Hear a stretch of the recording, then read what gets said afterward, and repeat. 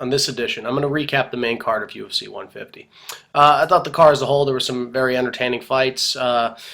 Once again, with any other UFC card comes controversy with the decision. Obviously, moral of the story being never leave it in the hands of the judges. Dana White reiterated that over and over again, even though he couldn't say who he thought won the main event between Frankie, Edgar, and Ben Henderson. So I'm just going to recap the main card. So the first fight of the night was Max Holloway versus Justin Lawrence. Now, Holloway definitely, I think Holloway definitely had the stamped advantage going into this fight. I mean, Justin Lawrence showed that he was able to pick the gaps and everything. I mean, Holloway was doing a very good job. He was really teeing up with his head. He was very patient. He looked a lot more comfortable on his feet than Justin Lawrence. I know that sounds like because Lawrence is a really good kickboxer. He's got good stamp, trains at Black House. But, I mean, Lawrence started to press the pace a lot, especially in the second round when he couldn't secure takedowns. He was really telegraphing those takedowns. He needed to incorporate his wrestling. I mean, it was almost like, I remember saying something like tweeting that, Max Holloway, it was only inevitable that Holloway was going to land the big shot. Lawrence was almost fighting at a pace that was almost too fast where he was going to get caught. And obviously, Holloway ended up capitalizing. Lawrence couldn't secure any takedowns, and Holloway landed a big knee to the body against the cage, and obviously the huge body shot finishing Lawrence on the deck. I think the cut early also said something. I mean, I don't want to say it drained the confidence from Justin Lawrence, but Justin Lawrence was doing a good job on his feet. He was getting inside of Holloway's reach. But, I mean, Holloway stayed calm, stayed collected, had good takedown defense, and obviously secured the victory in this fight, defeating Lawrence via TKO. I thought it was an impressive fight for Holloway. I thought there was some good things you could take away from Lawrence. I think there was a little bit more of game plan that could go involved in it. Obviously, I hope we get to see Justin Lawrence back in the octagon fighting again. I mean, I don't think he's going to get cut, but I think a little bit more game plan would have helped him instead of telegraphing his takedowns, definitely incorporating and utilizing his wrestling and ground game a little bit more. So, hats off to Max Holloway. The next fight of the night was Yushin Okami versus Buddy Roberts. Now, Yushin Okami looked flat to start out, no doubt about it. He came out, it's almost like, I don't say the Boach loss or the Anderson Silva loss really drained his confidence, but Yushin Okami didn't find his rhythm on his feet. I mean, he was really struggling to cut off the strikes of Roberts. Roberts was most definitely winning this fight on the feet, was connecting at will with his right hand, and was definitely rocking Okami. He was really bringing the fight to Okami, but Okami was smart, brought the fight down to the ground. He was relentless with his takedowns, ended up pulling Buddy Roberts down to the ground, started imposing his will, advancing guard. Training at Team Quest has done good things. Okami's always been a good grappler. But he was advancing guard. He finally got the full mount, and quite frankly, this fight should have been stopped. Should not even gotten to the next round. Roberts was not responding to any of the strikes. Okami was in full mount, laying down the strikes, and Roberts had no answer. The fight should have been stopped, but it got into the next round, and Okami was able to secure the victory with some more ground and pound. And once again, he wasn't really dominant on his feet in this fight. I wouldn't say it was Okami's best performance, but, a win's a win. Okami was coming off of a loss. A win could only help gain some more confidence and some momentum for him. I thought Roberts looked good for the most part. I mean, he did throw one or two submissions up at Okami, but I mean, Okami's an outstanding grappler, and I think Roberts definitely exceeded expectations in this fight. But I think it was a good win for Okami. Not the best, but it was a good win for Okami. So more momentum, a little bit more confidence. So hats off to Yushin Okami. The next fight of the night was Ed Herman versus Jake Shields. Now, I picked Ed Herman to win this fight if he implemented the proper game plan, and that was to avoid all grappling with Jake Shields at all costs. Ed Herman's most definitely the better striker, and Jake Shields once again showed us all that, I mean, he's an outstanding wrestler. He can advance guard and somewhat work on the ground. What I say is a typical Jake Shields fight, and it was a bad game plan by Ed Herman. Ed Herman actually was playing with fire in this fight and was clinching up with Jake Shields, tying up with the guy. I mean, keep your distance. If you're the better striker in this fight, keep the fight in the middle of the octagon and try and knock out Jake Shields. But he was playing with fire. At first, I'd say he definitely won the first round. I think it was really close, but I think Herman imposed his will, and he was able to control more of the first round. It was really a grappling contest against the cage of changing who was up against the cage. Then the next round, Jake Shields did what he does best. He gets people down to the ground, and he absolutely dominated Herman for the next two rounds. He got his takedowns at will. He was able to trip Herman down to the ground.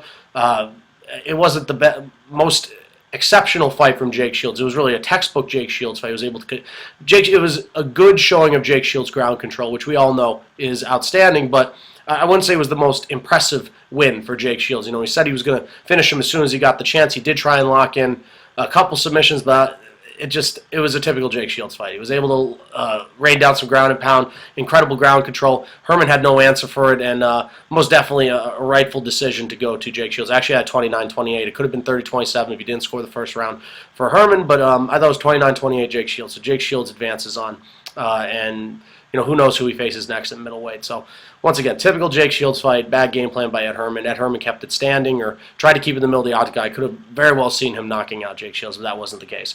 The next fight of the night was Donald Cerrone versus Melvin Guillard. This is obviously fight of the night, a knockout of the night. Rightfully so. I think it was 76 seconds, if I'm not mistaken. Melvin Guillard came out very strong, rocked Cerrone. I believe it was a right hand, rocked Cerrone with. Cerrone's tough as nails, though. I mean, I was watching my friend. He's like, "Oh, it's done, it's over." Cerrone's done. I mean, Cerrone is tough. He is a tough as nails fighter. I mean, he took a beating. I mean, he told us all how hurt he was in the press conference. He goes, someone said, like, "How hurt were you?" I was very hurt. I mean, most definitely I think it was the knee of the body that he said hurt him the most. But I mean, Cerrone recovered. He technically, you could say, weathered the storm with taking a beating, but he was able to connect with a kick to Melvin Guillard's head, scraped the top of the head. Guillard wobbled, and Cerrone came right forward with a huge right hand. I mean, it was clean.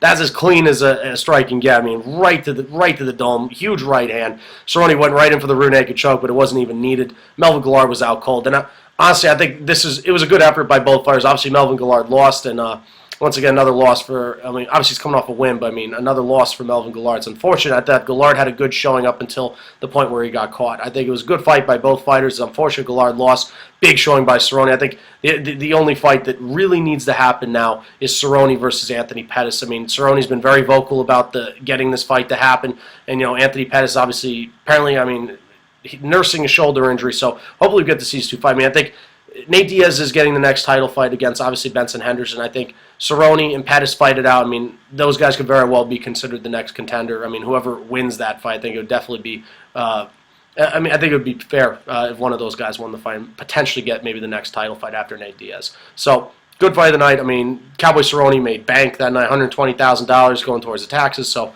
hopefully you're cleared with the taxes after this one. But outstanding fight by Donald Cerrone.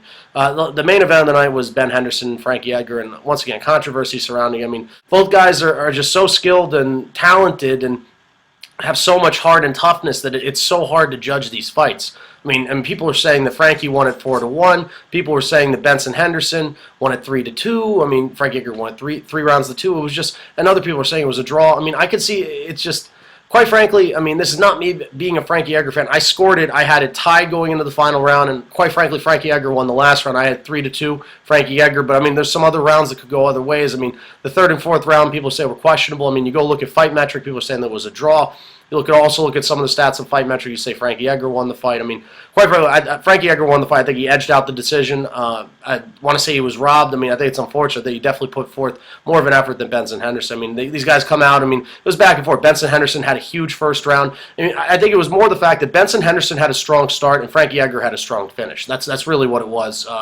In this fight, Frankie Edgar had a very strong fifth round. I mean, the more of the beating that he took, he actually got better. He started moving around more in the pocket. He started stepping inside of Benson's kicks and landing the body shots and separating to the face. I mean, he was landing at will at the end of the fight. I mean, the more movement he did, the leg kicks. I mean, Benson started very strong, very strong. Those leg kicks were absolutely devastating to Frankie Edgar. I mean, I think it was very impressive to see Benson Henderson utilize the leg kicks again. But I mean, Benson Henderson said it himself. I mean, I needed to push the pace more, and quite frankly, I don't think he did enough in regards to, obviously, hats off to him. I'm not taking the credit away from Benson Henderson. The guy won the fight. He's still the champion, no doubt. But I didn't think he pushed the pace enough. I don't think he did enough to be crowned the champion again. That's just the way I see it. I thought Frankie Edgar did better in the grappling. He attempted more submissions.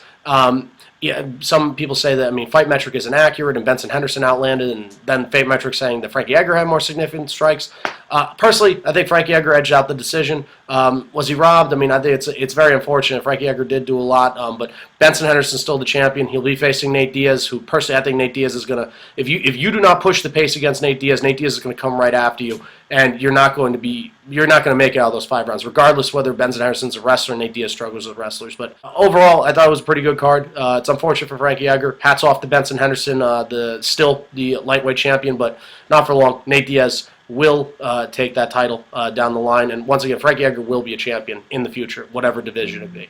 And that's why for this edition, it's Kyle Delaney signing off. I'm out of here.